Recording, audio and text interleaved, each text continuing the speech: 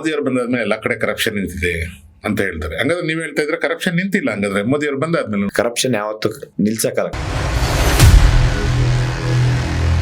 FDA, CTI, PDO ಆಗಿರ್ತಾರೆ, ಇಲ್ಲ ತಹಸೀಲ್ದಾರ್ ಆಗಿರ್ತಾರೆ ಅಂತ ಅನ್ಕೊಳ್ಳಿ. ತಹಸೀಲ್ದಾರ್ ಕೂಡ ಅವ್ರಿಗೆ AC ಪೋಸ್ಟ್ ಬೇಕಾಗಿರುತ್ತೆ. ಅವನು 50 ಲಕ್ಷ ಅಲ್ಲ 5 ಕೋಟಿ ಕೊಡಕ್ಕೂ ರೆಡಿ ಇರ್ತಾನೆ.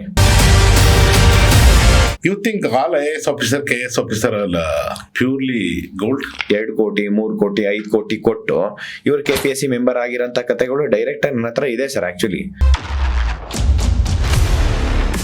ರಾಜ್ಯದಲ್ಲಿ ಎಷ್ಟು ಖಾಲಿ ಹುದ್ದೆಗಳಿದೆ? 7,84,000 ಖಾಲಿ ಹುದ್ದೆ ಸರ್. ಒಬ್ಬ ವ್ಯಕ್ತಿಗೆ 1 ಮಿನಿಸ್ಟರ್ ಕೊಡಬೇಕು.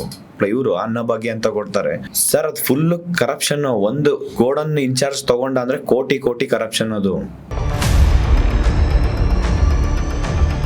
ಸೊ ಫ್ರೀ ಆಗ್ಬಿಟ್ರೆ ಇಲ್ಲಿ ಹಾಳಾಗದ ಯಾರು? ಹಾಗಾದ್ರೆ ಅಲ್ಟಿಮೇಟ್ ಇಲ್ಲಿ ಜನ ಎಚ್ಚೆತ್ಕೊಂಡು ಜನ ಪ್ರಶ್ನೆ ಮಾಡ್ಬೇಕು ಸರ್. ಇದು ಸಿಸ್ಟಮ್ ಚೇಂಜ್ ಆಗ್ಬೇಕಂತಂದ್ರೆ ಪ್ರಶ್ನೆ ಮಾಡೋರು ಜಾಸ್ತಿ ಆಗ್ಬೇಕು.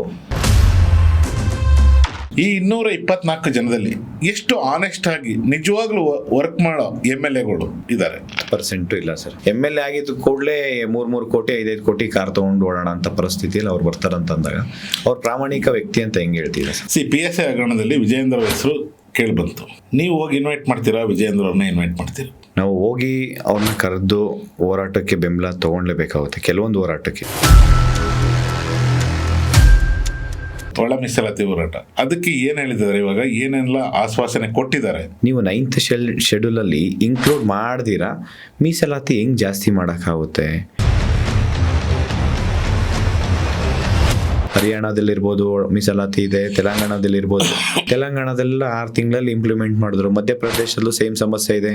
ಉನ್ನತ ಶಿಕ್ಷಣ ಸಚಿವರು ಯಾರು MC ಸುಧಾಕರ್ ಅವರು ಡೈರೆಕ್ಟ್ ಆಗಿ 1-2-3 ಜನ ಬಿಟ್ಟು FIR ಮಾಡಿಸೋಂಥದ್ದು ಇದೆಲ್ಲ ಮಾಡಿದ್ರು UGC ಹೋರಾಟ ಮಾಡಿದಾಗ. ಈ ಕಾಂಗ್ರೆಸ್ ಸರ್ಕಾರದ ಮೇಲೆ, ಸಿದ್ದರಾಮಯ್ಯ ಅವರ ಮಂತ್ರಿ ಮಂಡಲದ ಮೇಲೆ ನಿಮಗೆ ನಂಬಿಕೆ ಇದೆಯಾ? ಸಿದ್ದರಾಮಯ್ಯ ಸರ್ ವ್ಯಕ್ತಿತ್ವ ಇದೆಯಲ್ಲ ಸರ್, ಅದು ತುಂಬಾ ಒಳ್ಳೆಯವರು. ಯಾಕೆಂದ್ರೆ ಒಂದ್ಸತಿ ಮಾತು ಕೊಟ್ಟ ಮೇಲೆ ಅದು ಆ ರೀತಿ ನಡ್ಕೊಂತಾರೆ. ಈ ನೇಮಕಾತಿಯಿಂದ ಎಲ್ಲ ಯಾವ್ಯಾವ ರೀತಿ ಸಮಸ್ಯೆ ಆಗ್ತಾ ಇದೆ ಸ್ಟೂಡೆಂಟ್ಗಳಿಗೆ ಬೇಸಿಕಲಿ?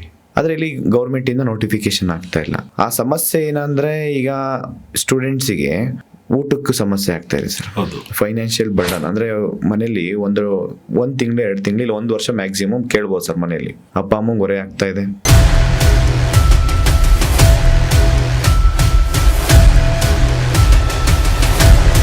ಈಗ ಮನೆ ಮುಖ್ಯಮಂತ್ರಿ ಸಿದ್ದರಾಮಯ್ಯ ಸರ್ ತಗೊಂಡಿರೋ ಡಿಸಿಷನ್ ಅಷ್ಟೇ, ರೆಕ್ರೂಟ್ಮೆಂಟ್ ಇವಾಗ ಮಾಡೋಣ, ಕೋರ್ಟಲ್ಲಿ ಏನ್ ಬರುತ್ತೋ ಅದ್ ಮಾಡಿ. ಅದು ಅವ್ರು ತುಂಬಾ ಸೀರಿಯಸ್ ಆಗಿ ತಗೊಂಡಿದ್ದಾರೆ ಸರ್, ಪರ್ಸನಲ್ ಆಗಿ ತಗೊಂಡಿದ್ದಾರೆ ಹೇಳ್ಬೇಕಂದ್ರೆ.